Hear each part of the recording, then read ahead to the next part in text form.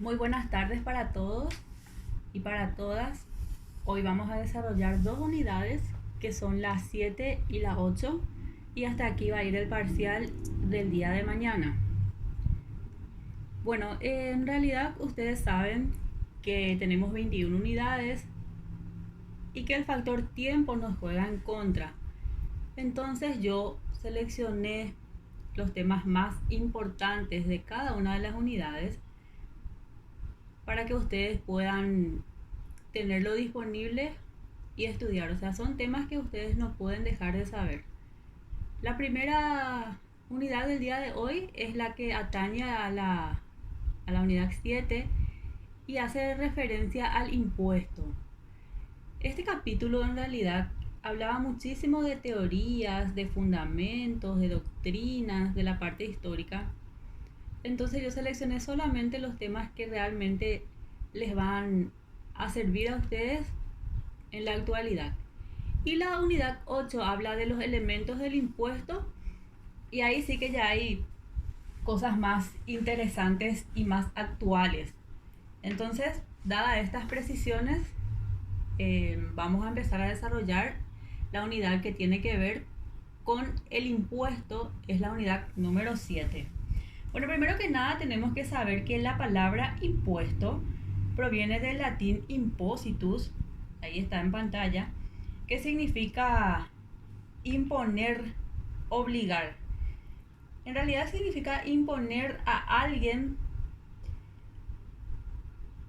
y por consiguiente el término impuesto designa en realidad la carga, el tributo o el gravamen que un organismo público le impone a un conjunto de personas y que son consideradas contribuyentes para que puedan pagar periódicamente esos impuestos cuando realicen un determinado acto o también por única vez, según cuál sea el carácter de la imposición.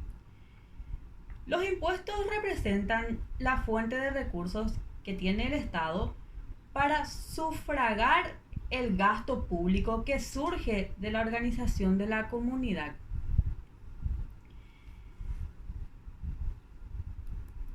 Ahora vamos a hablar de las diversas definiciones. Como les dije, hay demasiada doctrina en esta unidad, pero yo seleccioné las tres más importantes.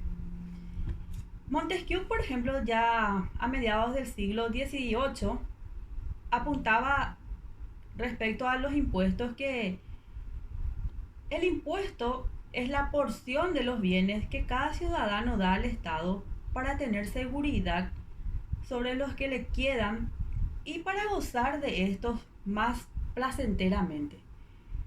Luego tenemos a Adam Smith. Él decía con respecto a este tema que los sujetos de cada estado deben contribuir a mantener el gobierno, cada cual en la proporción más exacta posible con sus facultades. Es decir, las sendas rentas que gozan bajo la protección del Estado. Así explícitamente decía Adam Smith con respecto a esta definición de impuestos. Ahora tenemos otro doctrinario que es más actual, es jurista y doctrinario denominado Dinos Yarag o Dinos Harag, como algunos le dicen. Y esta sí es una definición más completa y más acorde a nuestros tiempos modernos. Él decía que el impuesto es la obligación pecuniaria que pesa sobre las personas en su calidad de integrantes de un Estado por tener bienes o rentas en el mismo, exigida legalmente según su capacidad contributiva con base a las normas fundamentales del país y también a los principios de igualdad, generalidad y uniformidad, cuya recaudación debe destinarse a satisfacer las necesidades y los servicios públicos indivisibles o el déficit de los divisibles. Esa era la definición que daba y es la más completa, la que tenemos en la actualidad. Y de esta misma definición podemos desglosar los siguientes elementos. Tenemos 6 elementos dentro de esa definición, 6 elementos de los impuestos. La primera es que dice que los impuestos son obligaciones pecuniarias, o sea, vale decir, son obligaciones en dinero conforme a las leyes y prácticas contemporáneas. Segundo, pesa sobre las personas físicas o de existencia ideal que integran el Estado y que están obligadas a contribuir a la formación del tesoro del mismo, en cuanto poseen bienes o rentas en su jurisdicción y protegidos por un régimen jurídico. El tercer elemento que se desprende de esa misma definición que acabamos de dar es la exigibilidad. Esa exigibilidad responde coactivamente al imperio de la ley. El cuarto elemento es el gravamen. Ese gravamen debe respetar la capacidad contributiva de tales personas que la causa más justa de la tributación.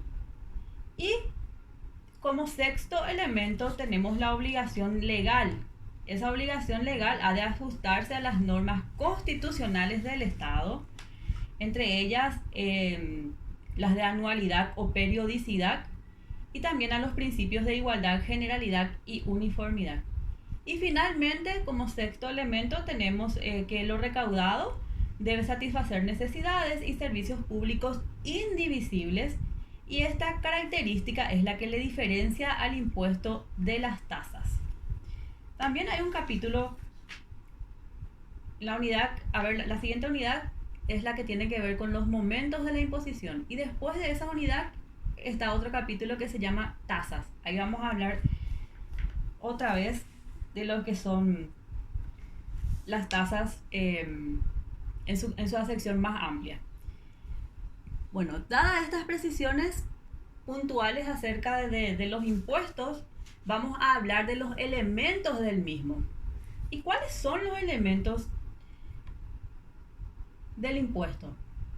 Bueno, ayer, al estudiar la obligación tributaria, considerábamos separadamente cada uno de sus elementos. Ahora tenemos que detenernos con referencia a los mismos en cuanto específicamente atañen al impuesto. Y antes que nada, es preciso establecer que el impuesto es una obligación unilateral impuesta por el Estado en virtud de su poder de imperio y coactivamente exige a los ciudadanos contribuciones para poder cumplir con sus fines. Dadas estas precisiones, vamos a hablar de cuáles son los elementos del impuesto. Por favor, no confundir con los elementos de la obligación tributaria que dimos ayer. Bueno, los elementos del impuesto son estos tres que tenemos en pantalla: sujeto activo, sujeto pasivo y el objeto. El sujeto activo es el acreedor de la obligación impositiva. El sujeto activo es el Estado o las municipalidades, o sea, los llamados entes públicos, y entendiéndose por tales toda clase de gobierno o autoridad de jurisdicción territorial que ejerza la función gubernamental. Entonces, el Estado es el sujeto activo de la obligación tributaria. Y nos referimos principalmente al Estado en su aspecto patrimonial, o sea, en su concepción de Estado fisco.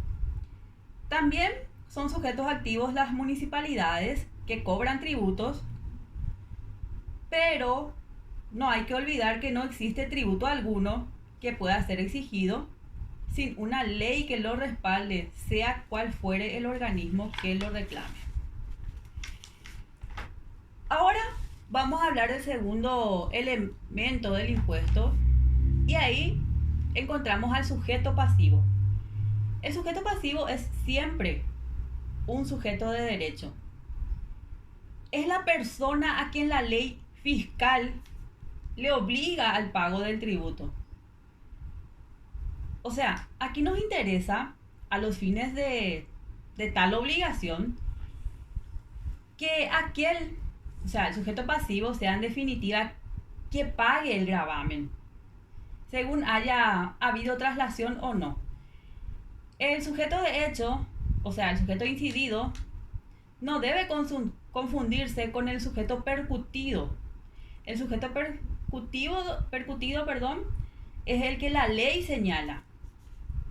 Y ambos sujetos pueden ser personas físicas de existencia visible y también pueden ser personas jurídicas o de existencia ideal.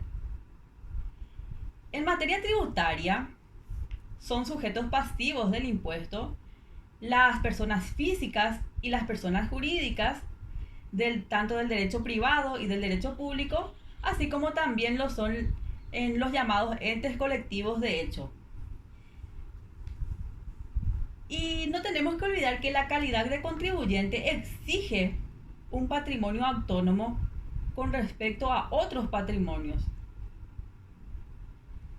En el sentido de que debe haber una individualización del contribuyente en todo sujeto que posee actual o potencialmente un patrimonio autónomo que construye lo que se denomina una unidad económica, con réditos, o sea, con ganancias o enriquecimientos propios, distintos e independientes de otros sujetos.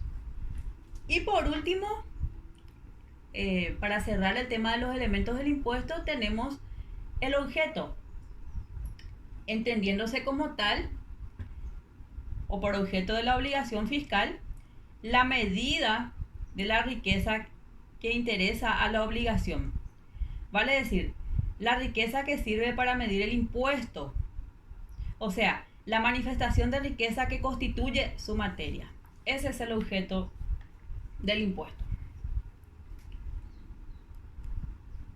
El siguiente tema tiene que ver con la fuente del impuesto.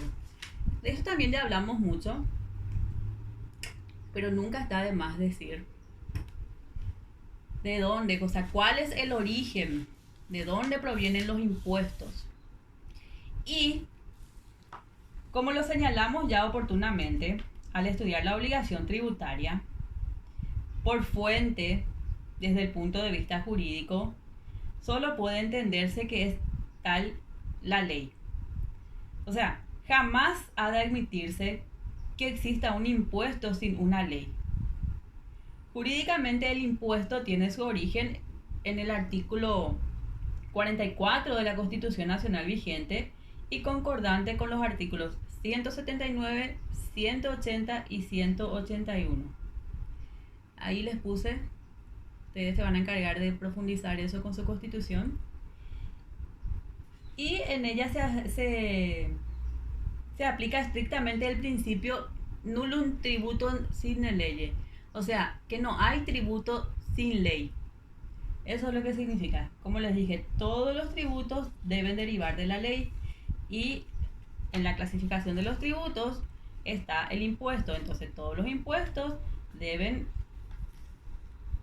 surgir de la ley. Ahora vamos a hablar de los efectos financieros del impuesto. Los efectos financieros del impuesto pueden ser positivos o negativos. ¿Cuándo son positivos? Bueno, son positivos cuando se producen de acuerdo al plan fiscal del legislador. O sea, conforme al cálculo de la recaudación impositiva y al proyecto de distribución de la carga pública. ¿Y cuándo son negativos? Son negativos cuando los resultados obtenidos difieren del plan previsto. Los elementos a tener en cuenta para buscar los efectos financieros son los siguientes. 4 son, ahí les puse en pantalla. Primero, la tasa o quantum del impuesto. Es decir, su elevación o monto es el factor importante en la recaudación. El segundo es la elección de la fuente del impuesto. El tercero es el proceso de liquidación o base tributaria y puede hacerse por distintos medios, ya sea por reparto o contingente y por cuota. Y un cuarto elemento a tener en cuenta en estos efectos financieros es la que tiene que ver con la recaudación del impuesto, ya sea que opere en la fuente mediante el pago de anticipos o por cualquiera de las formas usuales.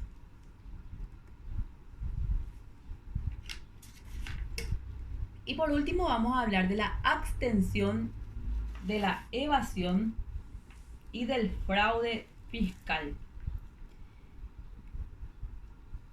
¿Cuándo hay abstención? O sea, ¿en qué momento se verifica la abstención del pago del impuesto?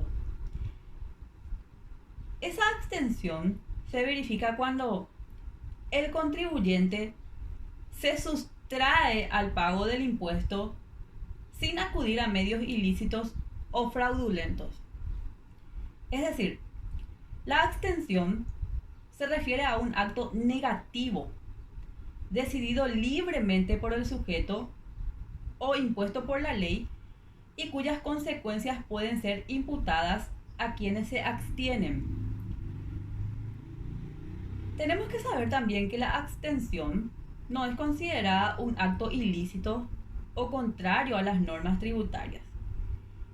Generalmente el sujeto evita el pago del tributo, dejando de consumir el bien gravado con dicho tributo.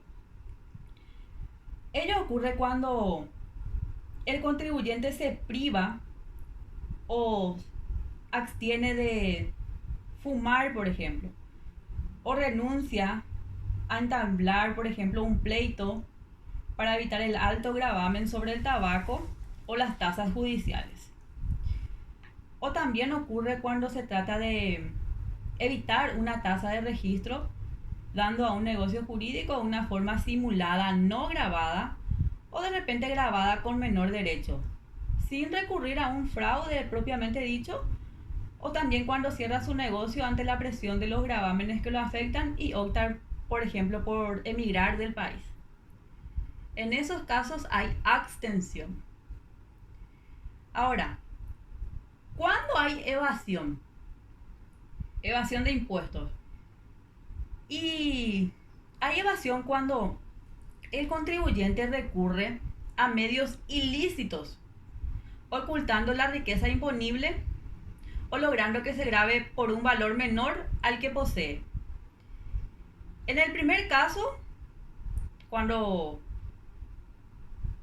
recurre a medios ilícitos ocultando la riqueza imponible, hay evasión por ocultación material.